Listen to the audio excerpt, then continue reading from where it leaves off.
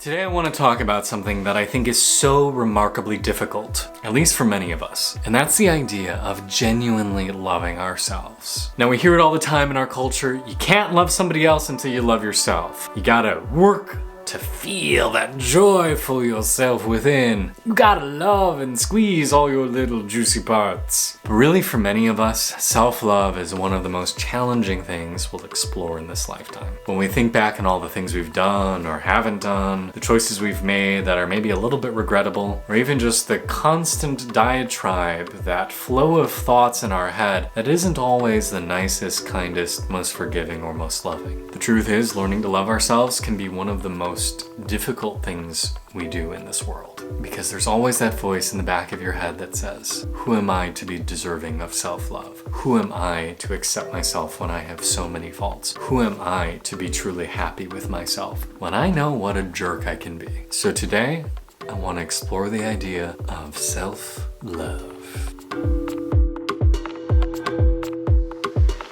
So hey, nice to meet you. I'm Kay. I'm an ecstatic life coach. And please do take a moment, hit the subscribe button and the bell next to it to be alerted about upcoming videos that I post. If you're like me, there have been plenty of days where you've thought, I don't like myself very much. In fact, I think perhaps I'd rather be somebody else rather than me.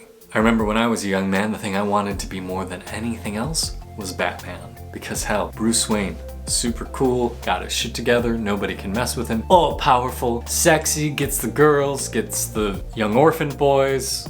Wait, that sounds weird, that's not quite what I meant.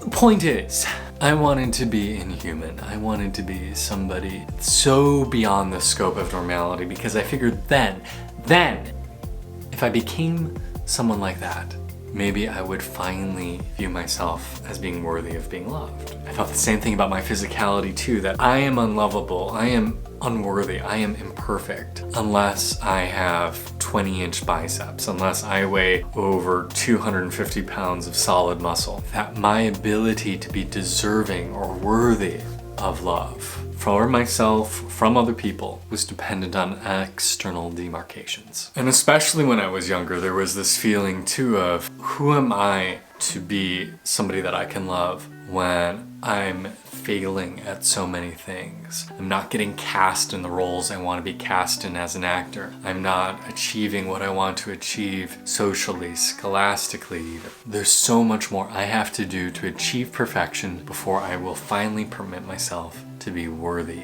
of love. And if you relate to any of that, I just want to be very, very clear about one thing. All of that is fucking bullshit. I don't care what you've achieved. I don't care who you think yourself to be. I don't care how you look. You are worthy of love and belonging because you exist. So long as we make self-love conditional on what we do, who we are, how we look, we will always fail. We will never be good enough. But if we can flip the script and say, hey, every living being, animal, insect, human, plant even, is worthy of love and belonging because they exist. That you, as you are right now, are worthy of love because so is your dog, so is your cat, so is your neighbor. Every being is worthy of it. Now, if you grew up in a Western Judeo-Christian sort of setting, that idea might feel rather foreign to you because we're told a person's worth is based upon their merit. This goes all the way back to the Puritans with their idea of work ethic, that the harder you worked and the more money you accumulated, the more likely you were to be admitted into heaven.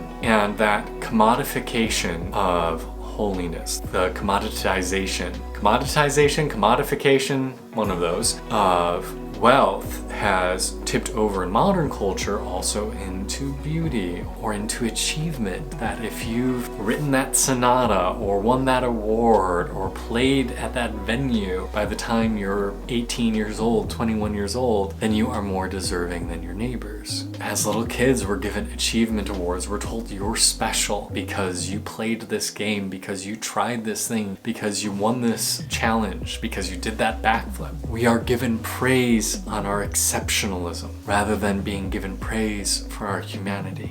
Because when we begin to see each life as sacred, when we begin to see each life as holy, complete, perfect, regardless of what they achieve, regardless of what they do. We see everything that lives as an extension of divine energy, of the cosmos, of God, of Gaia, whatever you want to call it. That everything is worthy of love. So long as you try to build up your feeling of self-love worthiness based on what you do and how you behave, it's a tower that will never finish being built. You'll always be striving for higher and higher levels. But if you can disassociate your worth from who you are and what you've done and who you've been, and instead tie it to your sacredness as a living human being, a sacredness that is the same as everyone else, then in my experience becomes a hell of a lot easier to love yourself. Because I am an extension of the divine, and so are you, and so is he, and so is she, and so are they. I'm not asking for special privileges. I'm just granting myself the same right entitled to every other being.